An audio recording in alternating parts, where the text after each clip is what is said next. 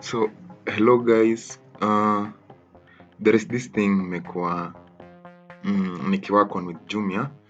There is a client I've been working with, store yake inaitwa Frolic Stores.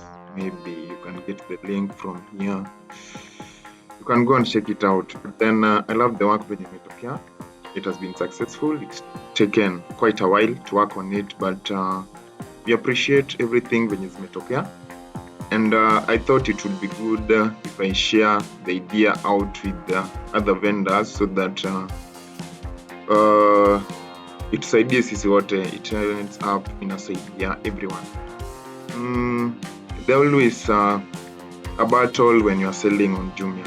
There is always a battle that you always have when you're selling on Jumia, or rather any other online platform, any other e-commerce site, Jumbo Shop, Jumia, Kilimall, and all those the e-commerce sites that we've been having in Kenya. So there is this account, this fella have been selling on Jumia for close to 3 years. Karibu anafika 3 years. Yeah, but then ilianza kitambo kidogo. So kumekuwa na issue with it. He tried to make sales kawaida, you know the struggles of Jumia, to deliver, to set the price, and a lot of things. So we tried to reason with it, try to look a way out ya kusaidiana. So I'll go to the point. I'm trying to explain the project as a whole. When selling on Jumia, there are some aspects that you need to be keen with. The product name unafaa uwe keen nayo because it's a score point when it comes to capturing the attention of the buyer, and also being able to appear when someone searches your category here. Tuseme amesearch leather shoes, there are some words you need to use on the name for your product to appear on first page, and there are two aspects into that. Kuna the known part ama the known aspect ni mambo na you need to have certain keywords to mean wakati zile the word that the customers will be searching for unapokuwa umeweka kwa the product name. And then there is the other part which is not known to system ya Jumia. That one relies with us. It's a service that we'll be talking about as we go. As time goes by, we'll be explaining them one by one. But then there is some things that you need to do to the name for you to be a successful seller on Jumia, or rather for you to make at least sales unaweza kuwa proud of. So kuna two things, but we'll talk about that in the next video. And then the images also have something. The one known by system ya Jumia inakuanga the background inafaa ikuwe a solid background or a white background. And then there are some 1, 2, 3 things that can be added to it. We make it a better thing. Yeah, we make it attractive, attention grabbing, emotive, well appealing, yeah, and so many other things. So I'd wish if you'd want me to talk about them, maybe you can add that in the comment section. I want to form a community with this, especially vendors for Jumia. Specifically, I've tried to bring this up for vendors for Jumia because it's something I've used for quite a while and it has worked. So let me know in the comment section if you'd want me to talk about them also. The image, the product name. After that, I'll go straight to description, the product details. Here, as vendors, kuna kuanga na issue. When you are in seller center, sorry for that, products, manage products. When you are in seller center and you are trying to create a product, the normal way unakuanga one by one after the other. Let me try to edit it so that you see what I mean. There is this product name, brand, and all that. Kwa product details, hapa kwa description kwa kuna normal, because there is a minimum words you need to meet. Are they 300? I think so, yeah. More or equal than 300. So hata huyu ndio huyu amelemewa kidogo, amefikisha 208. So to make words zifike 300 hapa hukuwa na issue. Forgive me about the images, I'll talk about them later. To make the words ifike 300 hukuwa na issue. And you know the content score here is also clicking. So you do get most of our vendors, we do just type anything here. Anything to mean you are trying to hit the 300 words. So hadi saa zingine unajikuta you are repeating yourself so that you get to 300 words. But then to some extent it makes sense when you repeat yourself, because even most of our buyers, they don't read the product description. They mostly depend on the image, the name hata pia si sana, the image and the price. But then everybody knows that, every vendor knows this, image and price. So they have been working on image and price, but then there is a way you can try to come up with 1, 2, 3 things that works in your favor as a vendor. And those 1, 2, 3 things include whatever you are seeing here. This one is on product details. So there is this innovative way we have come up with. It took time, but then finally here it is. Innovative because it's new. It's new to the system, but then it's working. So I'll talk about this. I'll go step by step. So here, this one is the logo, the Folix Stores logo. Logo to mean maybe if you insert it here, it will cling something on the mind of the buyer. In case kama they cannot rely fully on Jumia, they can come out.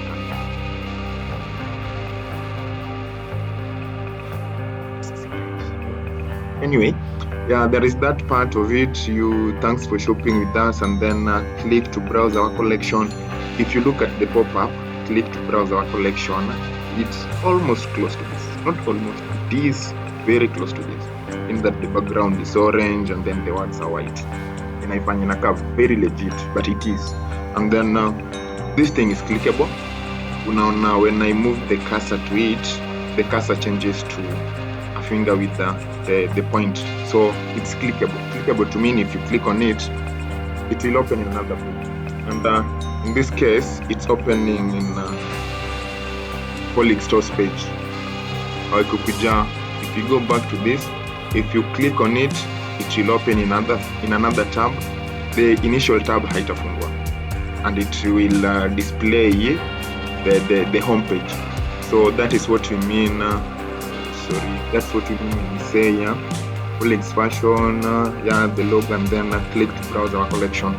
So if you click on it, it will open on the other page. So the collection here, the other product, I recorded this around an anniversary deals, so that's why you're seeing the anniversary thing. So if you click on it, it'll come on this other page. In case the vendor hajabambika na in case the vendor hajakuwa satisfied, the buyer, the buyer hajakuwa satisfied with this product, we lead them back to your initial page, your home page, where you have your everything going. So from there they can select whatever they need. And the major reason why we were doing this, maybe let me say that, right? Convert this the attention huyu mtu wakati alisearch pale juu, the buyer that akawa able to click on your product na lead to this page.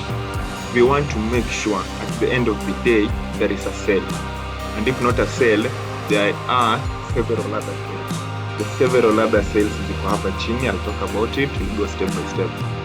So the aim ilikuwa we capture the attention with the name, and I've told you it's something I'll talk about. If you'll allow me to talk about it, tell me that in the comment section. And after capturing the attention with the product name and also the image, we want to make sure that attention is converted to a sale, at least one sale. So maybe they are not he or she is not satisfied with this product. When he goes to the product description, we want to make sure at least the sale imekuwa converted. So the first thing we bring on the top is our collection in whole. Click to browse our collection so that inaweza mrudisha back to the page, to the home page where there are all products. And then akienda kwa home page, you can get a variety of products to choose from, so that we don't lose them to another seller. Hatutaki wakati hajakuwa satisfied with this product, he goes back to search. That search learners. Already we have captured their attention, we have led them to our page. So we want to see that at the end of the day there is conversion. Let me hope that one is understood. So we had this one. If you click on it, I've explained that it will open on a new page. And then as vendors, we have always had a problem. You create your content and then other vendors go and copy it. Copy, paste, copy, paste, copy, paste. There is nothing you can do to change that. But there is something you can do to make them copy, but it works to your advantage. Get that? We don't discourage them from copying because we can't control that. You cannot tell them, don't copy my content, because you have no control over Jumia website. And then something else also. Majorly, hatuna control. And the moment you release it, si kama kwa duka, you will close the door. This one is open to everyone. But then, there is another way. We create content that attract other people, buyers and sellers included. And when they copy it, it works to your advantage. Hata unaweza taka everybody akiwa akikuja akikopi. You can want even wakuwa wakikopi and paste them on their site because it will work to your advantage. And this is what I mean. You see these words that have been underlined.